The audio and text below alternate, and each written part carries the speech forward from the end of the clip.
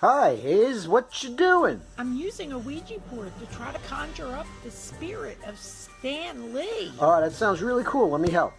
Stan Lee, if you're with us here in spirit, let us know. Yes, he pointed to yes. He's here. Is there anyone else with you in the afterlife with us? J. K. Jack Kirby. Jack Kirby's with him. That is so cool. Anybody else with you, Stan? D. Dicko. Steve Dicko's with them. This is incredible. Stan, give us a sign. Give us any sign that it's really you. A pen?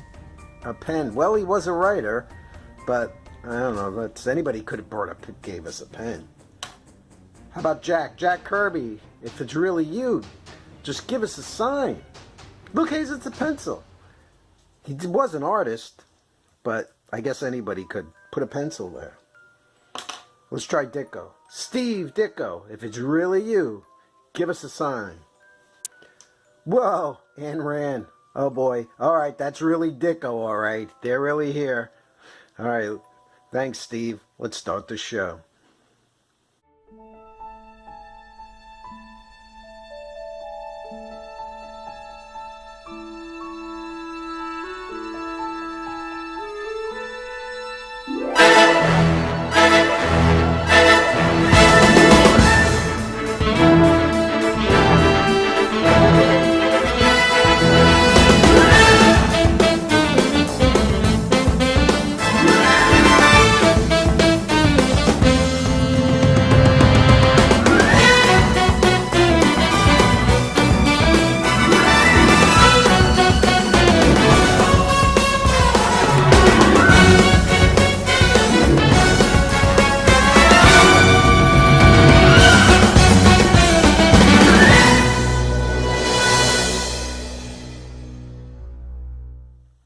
Hey folks, today we're going to do a line of Marvel Supernatural books that were tryouts, but some people got their own books out of it, some people didn't.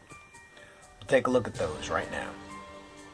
So let's start our look at the Marvel Supernatural tryouts with Astonishing Tales. It's number 21, and it features It, the Colossus. This was the issue where they gave him a run, and it's kind of odd because here we are, it's a December issue back in '73, and just a few months before it, in Monsters on the Prowl, they ran the reprint of the Kirby Ayers Colossus Lives Again, and it's pretty much the Reds or the communists build this big statue and aliens take it over and it starts destroying the world, and they build a bigger, faker statue for the aliens to go in and blow it up. And then I guess they had this in mind because it was only a few months later. They came out with the Colossus here. Ayers again draws, and Tony Isabella writes it, and let's look at some of it. I don't think it's Dick Ayers' best. I don't know if he was rushed into drawing it, because his artwork on Sergeant Fury is phenomenal, and his westerns are phenomenal too. And then here it comes, and things look very simple here. The premise being that a man in a wheelchair who's crippled is able to put his mind into the Colossus and pretty much fights giant monsters with it. Let's go back. They're comparing it to nothing seen since Godzilla and King Kong.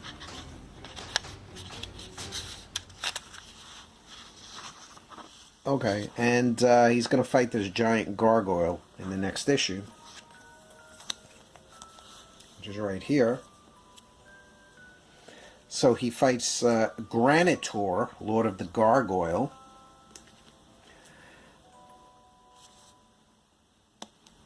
And, you know, again, comparing him to King Kong. In the next issue, he fights Fin Fang Foom. And that's it. It only ran 4 issues. I think they had a decent premise, but I feel it's because how many giant monsters could the Colossus fight? Or was it the art wasn't up to snuff? I am not sure. But I don't think the Living Colossus ever came back in Marvel. I could be wrong. Guys out there who know if he did or not, you can always write a comment to me. So next up we have Creatures on the Loose, which was formerly the book Tower of Shadows, which had some original horror stories and some reprints.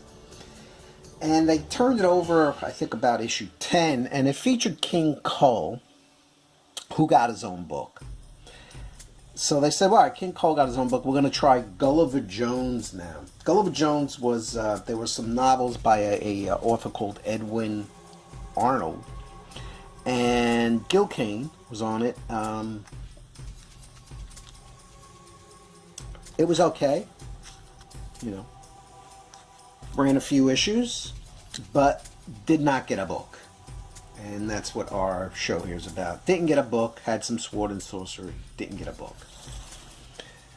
So they tried Thongor, and Thongor was by Lynn Carter, who did a few Conan stories. So here comes Thongor. By this point, I do believe Conan had launched his book and was successful. So they gave him a couple of issues. They made sure to put on it Sword and Sorcery in the Tradition of Conan. And here's Thongor's last appearance, and he was finished.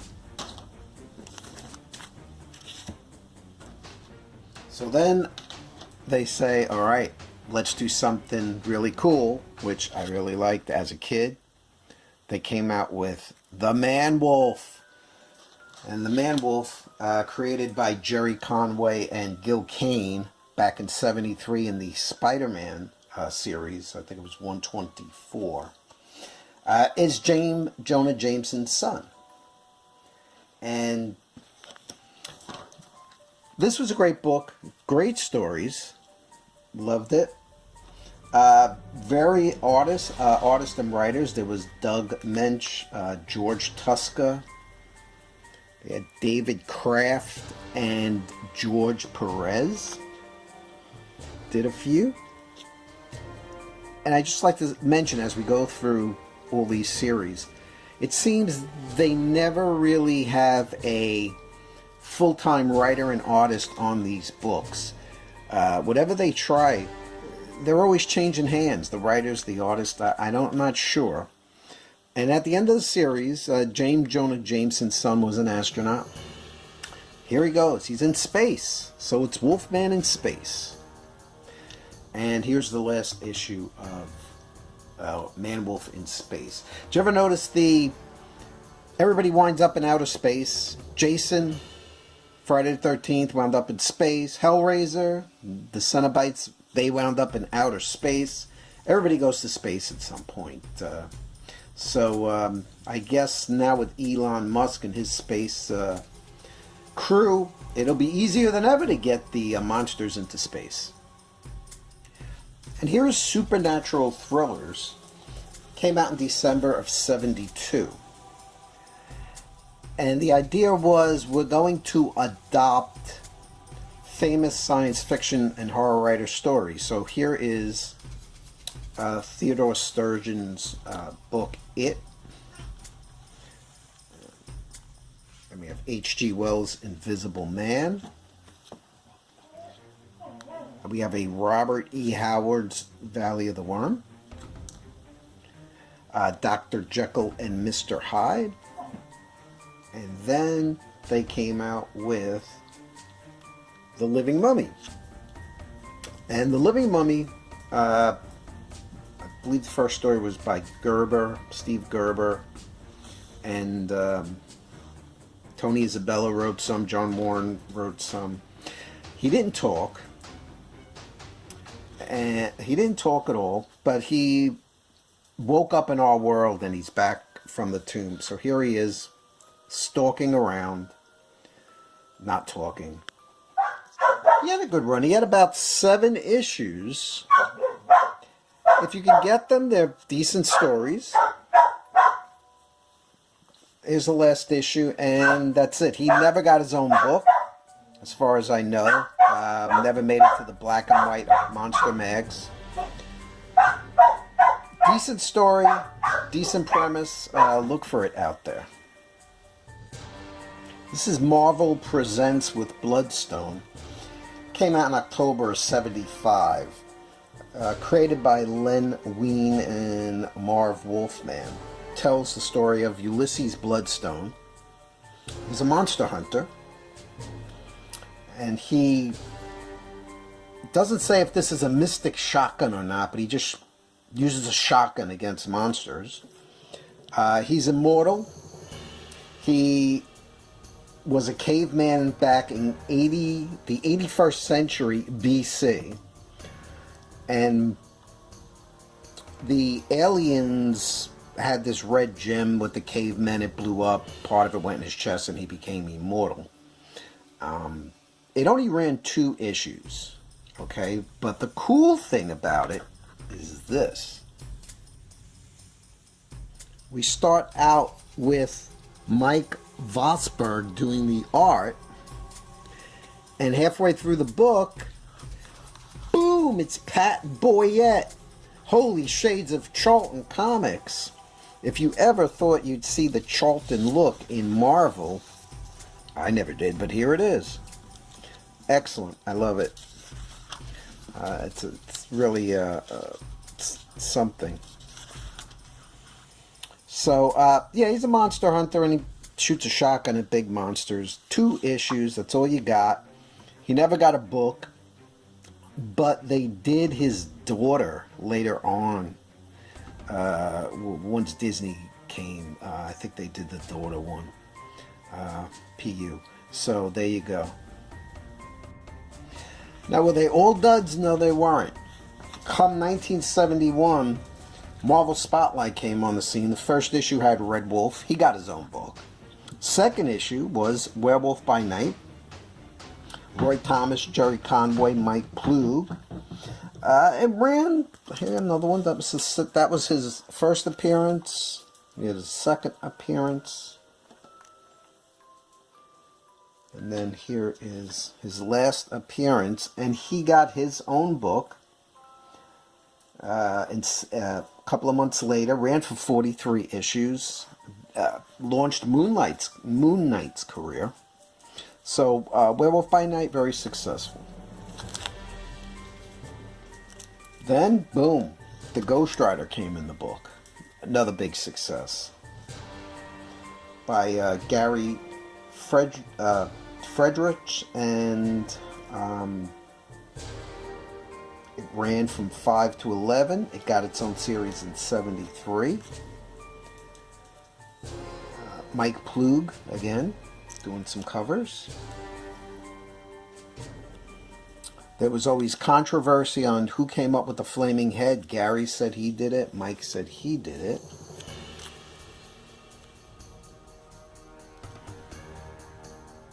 Whoever did it, it was cool. It clicked with the kids. There were many reboots of the Ghost Rider, from Johnny Blaze to the second dude, I forget his name, then a third guy, then a cosmic Ghost Rider. It starts getting ridiculous once Disney took over. So, Ghost Rider gets his own book. What do?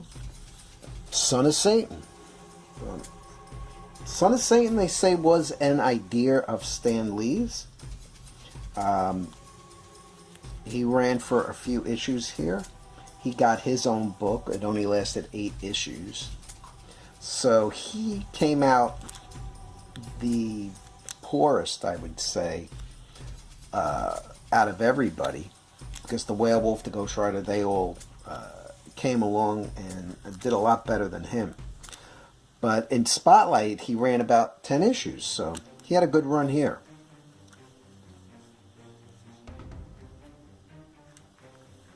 And just forget about the series on Fox. That's pretty bad. Pass on that one. And then, this is the Scarecrow. I thought he was really cool as a kid. You might think he's dumb. He actually appeared in Dead of Night number 11. And there's an author, the guy who wrote it was Scott Elderman, and the artist was Ruben Yandok. I never seen these guys show up again. I don't know if this is a one-shot for them in a comic career, but this is 1976. They don't say much about his origin, but he had that laugh, that hee hee hee hee hee hee hee hee. I thought that was creepy as a kid. And he goes into a picture on a wall of him.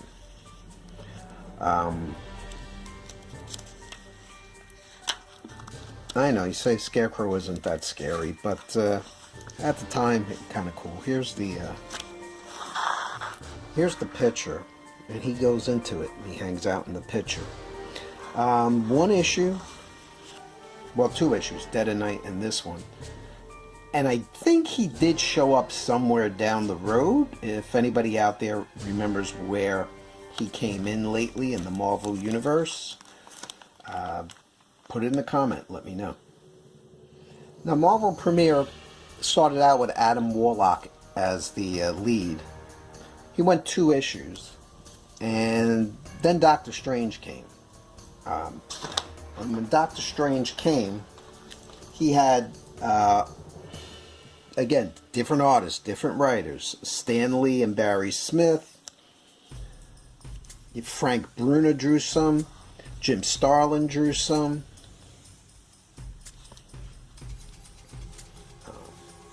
And these were pretty decent books as far as the writing goes. If you haven't got them by now, they're worth getting. I don't think they'll set you back too much. But then they launched the Doctor Strange book, the first issue, and Frank Brunner and I believe Steve Englehart was the writer. Correct me if I am wrong on that, guys. Well, Doctor Strange is supernatural, so I thought I'd throw him in here. Big success. He had a big run in here from issue 3 to what? 14. And then here's Iron Fist. He showed up and he had a little run.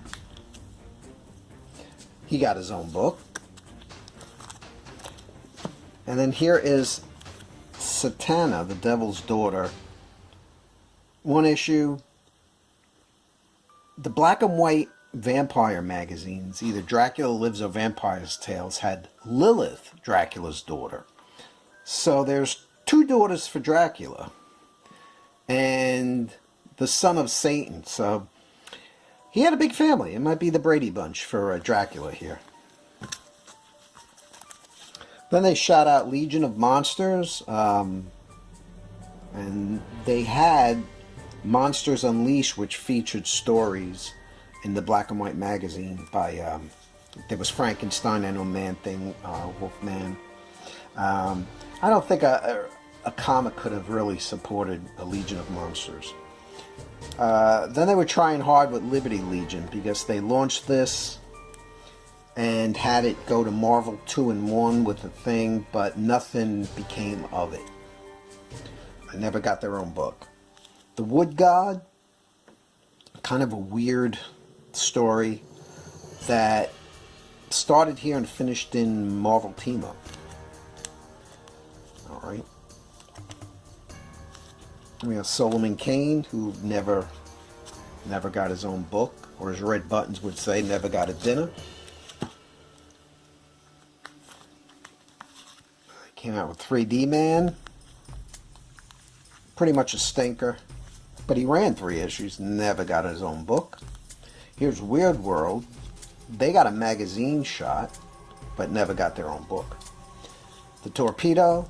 No. Secret 3000? No. Tigra? No, not until in the 2000s did she get a book. Paladin? No. And then they shocked everybody by bringing back Man Wolf. Yes, here he is. He's back in space. I was happy as a kid to see him come back too. Should have got his own book. Never did. Ant-Man? No. Never got his own book. Falcon? No. Never got his own book. Alice Cooper? Never got his own book, but it was good to see Alice in print. Wonder Man? No. Dominic Fortune? No. Star-Lord? Never got his own book, but until he was in the Disney movie.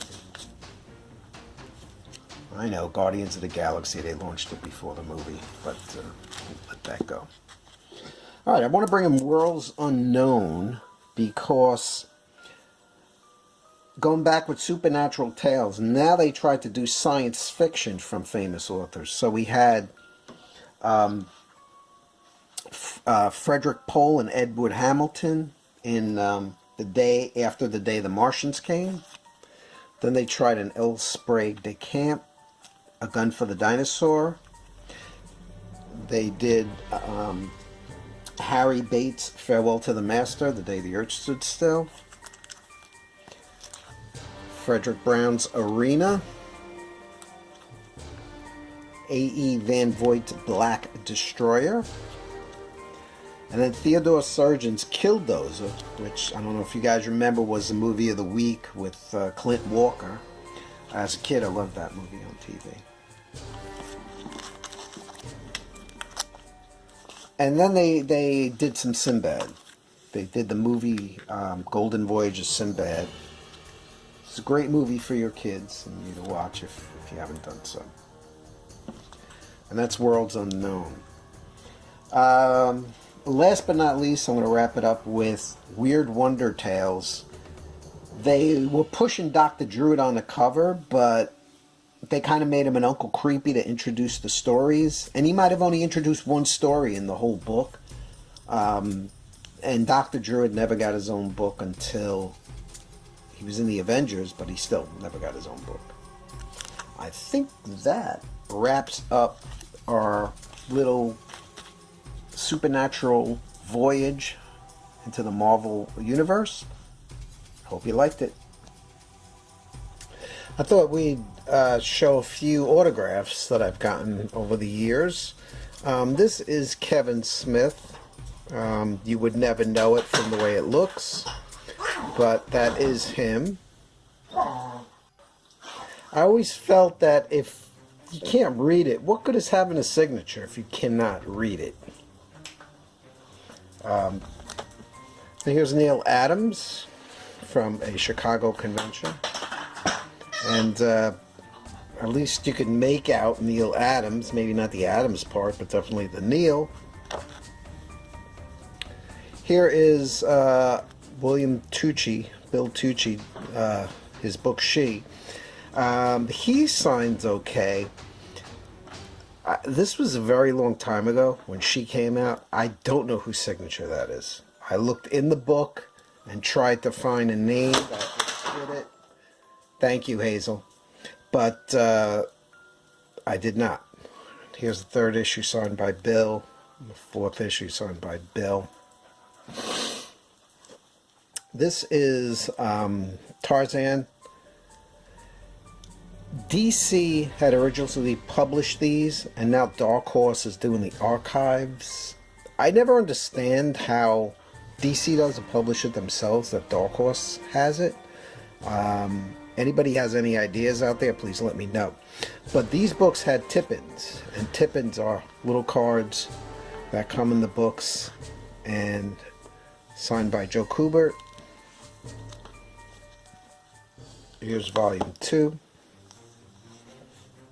It's another tip-in.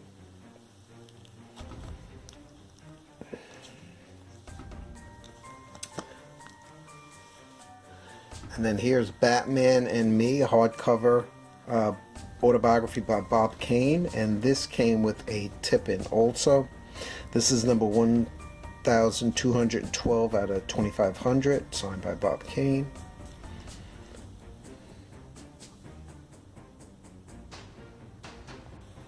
And this is a print that I got of the Spirit. It is signed by Will Eisner and William Stout. And I want to move along to this one. This was another print signed by Will Eisner and Brian Bolin. Remarkable.